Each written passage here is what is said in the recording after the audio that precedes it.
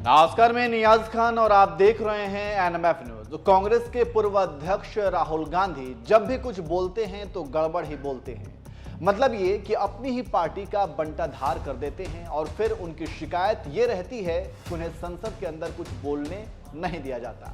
वैसे जिस तरह से बिना सोचे राहुल गांधी कुछ भी बोल देते हैं, ऐसे में कांग्रेस को तो खुश होना चाहिए कि उन्हें नहीं बोलने दिया जाता, तो ये उनके लिए ही अच्छा है, क्योंकि जब ये बोलते हैं तो गलती नहीं बल्कि ब्लंडर करते हैं। खैर, ये व्यंग है, लेकिन सच पूछिए तो ये व्यंग काफी हद तक ठीक भी है, क्योंकि ऐसे कई उदाहरण हैं और सोशल मीडिया पर उनके बयान के वीडियो है जो इस बात को साबित भी करता है। राहुल गांधी इस वक्त अमेरिका दौरे पर हैं और इस दौरे के दरमियान राहुल गांधी ने एक बार फिर से कुछ ऐसा बयान दे दिया है जिसके बाद उनकी फजीहत हो रही है और उसके साथ साथ उनकी पार्टी की भी फजीहत हो रही है और उनके विरोधी उनके इस बयान की वजह से उन पर जोरदार हमलावर हैं। अभी हाल ही में राहुल गांधी प्रधानमंत्री नरेंद्र मोदी पर निशाना साधते हुए कह दिया था कि नए संसद भवन का निर्माण और सिंगोल की स्थापना बेरोजगारी और असली मुद्दों से ध्यान भटकाने की कोशिश है। कैलिफोर्निया में एनआरआई को संबोधित करते हुए राहुल ने मोदी पर कटाक्ष करते हुए यहां तक कह दिया था कि मोदी उन लोगों में से हैं जो सोचते हैं कि वे सब कुछ जानते हैं और यहां तक कि भगवान को भी बता सकते हैं कि क्या चल रहा है। इसके अलावा राहुल गांधी ने यह भी कह दिया था कि फिलहाल देश में अल्पसंख्यकों को लेकर ऐसा माहौल है जैसा 1980 के दशक में दलित और पिछड़ों को लेकर था। लेकिन ये बोलते हुए राहुल गांधी शायद ये भूल गए कि 1980 के दशक में केंद्र और यूपी दोनों ही जगह कांग्रेस की ही सरकार थी। इस तरह से राहुल गांधी ने अपनी पार्टी की फजीहत करा दी थी।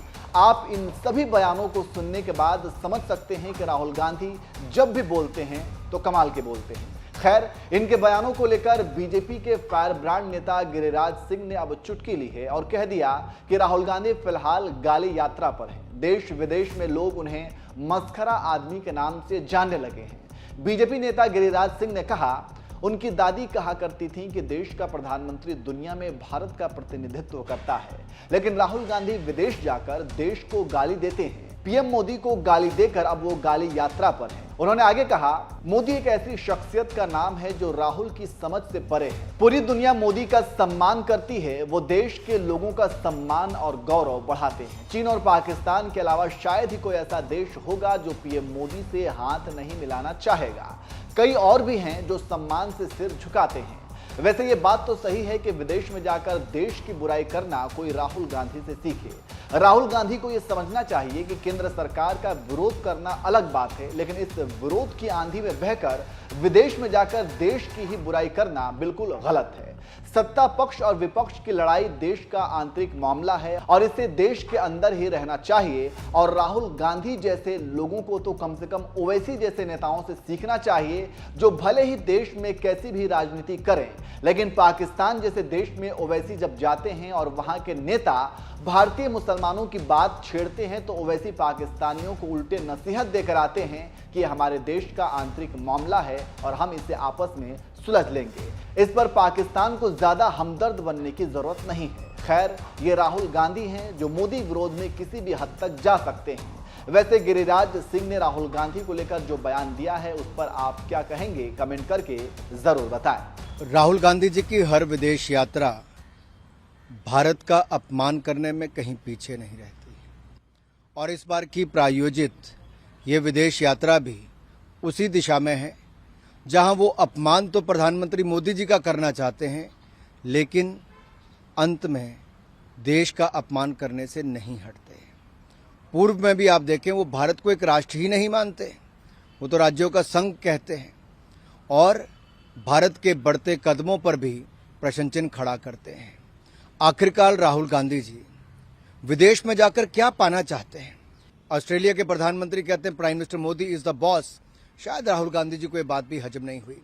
इटली की प्रधानमंत्री ने जब कहा कि मोदी जी दुनिया के सबसे लोकप्रिय नेता हैं और किसी देश के प्रधानमंत्री अगर उनको अभिनंदन पांव छूकर करते हैं, शायद ये 75 वर्षों में कभी नहीं हुआ, तो कांग्रेस इसको हजम नहीं कर पाई। जिस कालखंड की बात राहुल गांधी जी करते हैं कि 80 के दशक में दलितों पर अत्याचार होता था, अनुसूचित जाति के परिवारों पर अत्याचार होता था, तब देश और प्रदेश में, उत्तर प्रदेश में कांग्रेस की ही सरकारें थी। जब दुनिया में भारत की धाक और मोदी जी की धमक बढ़ती है तो इस घमंडी घराने के घोचू घरौंदे की सनक बढ़ जाती है।